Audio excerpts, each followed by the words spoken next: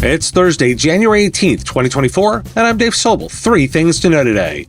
The business opportunity for IT services in guiding companies in AI integration and overcoming those planning hurdles.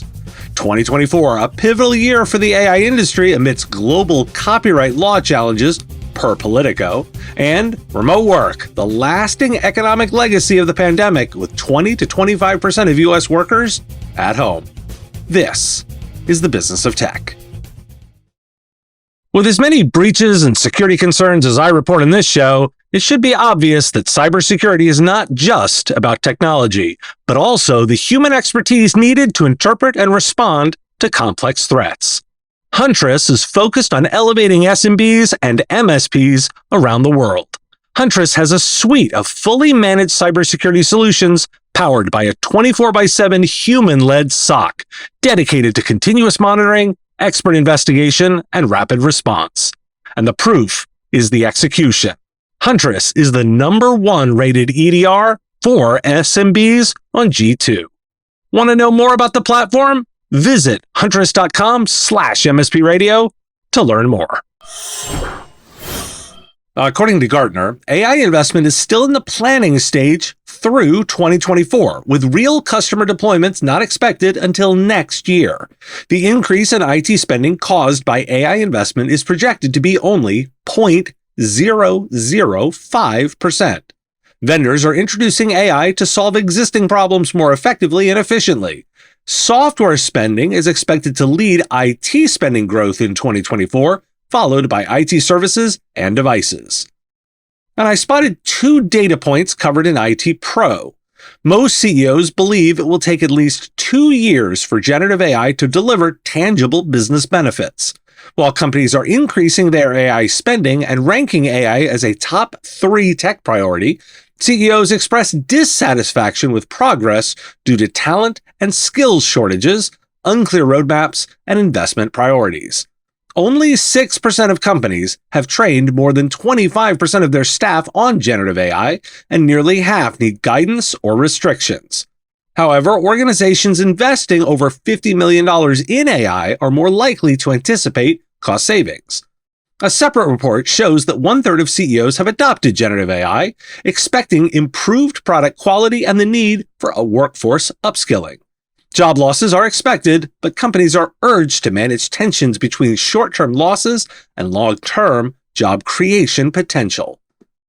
A study conducted by researchers at Amazon Web Services AI Lab has found that a significant amount of internet content, particularly in languages spoken in Africa and the Global South, is poorly machine translated. Over half of the sentences on the web have been translated into multiple languages, leading to increasingly worse quality translations. This raises concerns about the training of large language models and highlights the impact of human bias in machine translation. The study emphasizes caution when consuming web content, as a machine may have generated it. Why do we care? We are rocketing through the Gartner hype cycle. AI investment, predominantly in the planning stage through this year, suggests that businesses are still exploring the best ways to implement AI effectively. It indicates a market opportunity for IT services companies to provide consultancy and planning services for AI integration into business operations. The work itself may not happen in 2024. The degradation of the web points to the importance of human oversight in AI deployments, especially in global contexts where language and cultural nuances are critical. IT service providers should emphasize the role of human expertise in complementing AI technologies. This is all good news. This isn't easy, and it requires expertise. According to a report by the Pop Vox Foundation, Congress is ahead of some of its counterparts in using generative AI tools to support the legislative process. The House of Representatives has created an AI working group and requested internal teams to catalog AI uses. While the Senate has also established a working group, experimentation with generative AI is not as advanced. AI use in Congress has focused on tasks like writing remarks, delivering speeches, and drafting legislation. The report suggests that AI could help reduce the workload of congressional staffers by assisting with policy research and constituent outreach. The relationship between generative AI and copyright laws could shape the global AI industry, per reporting in Politico. Court cases in the interest of the U.S. Patent and Trademark Office have led to speculation that 2024 will be a critical year for the industry. Different copyright laws in different countries could lead to geographic reshuffling of AI development. Japan potentially benefits from its laws that permit AI models to train on copyrighted material without obtaining a license.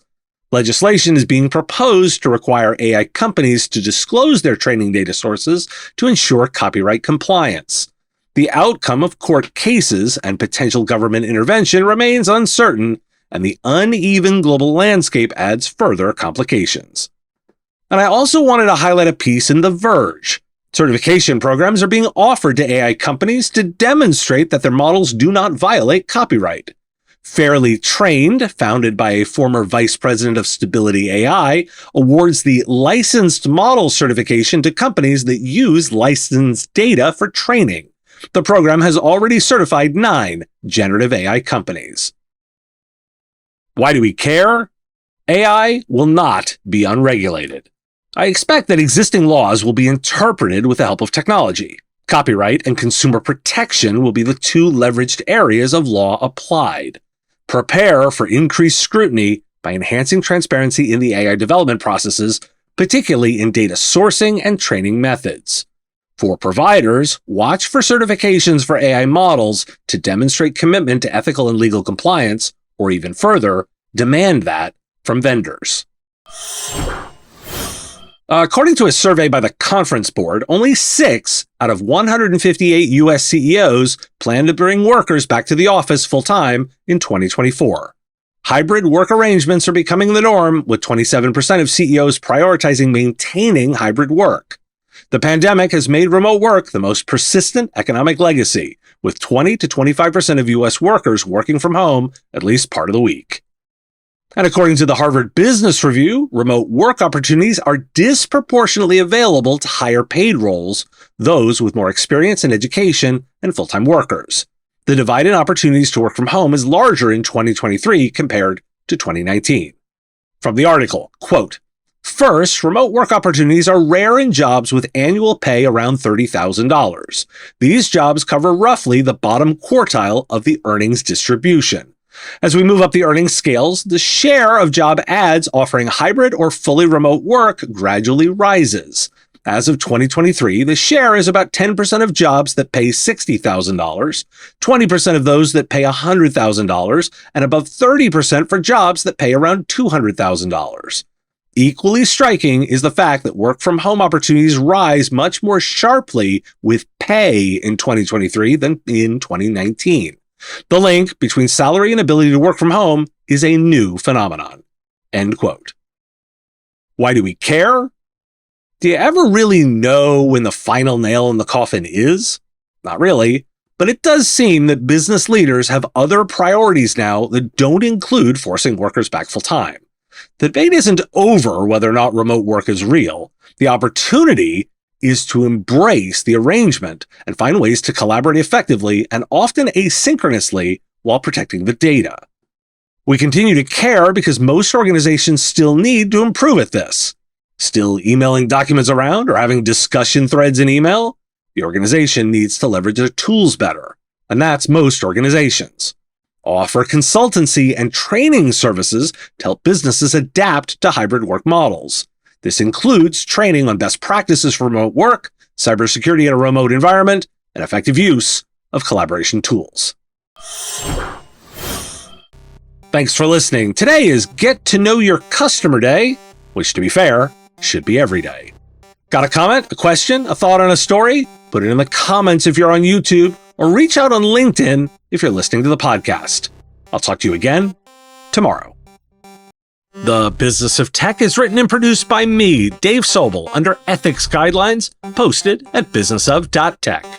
If you like the content, please make sure to hit that like button and follow or subscribe. It's free and easy and the best way to support the show and help us grow. You can also check out our Patreon, where you can join the Business of Tech community at patreon.com/MSP Radio, or buy our Why Do We Care merch at businessof.tech. Finally, if you're interested in advertising on the show, visit mspradio.com/engage. Once again, thanks for listening to me, and I will talk to you again on our next episode of The Business of Tech. Part of the MSP Radio Network.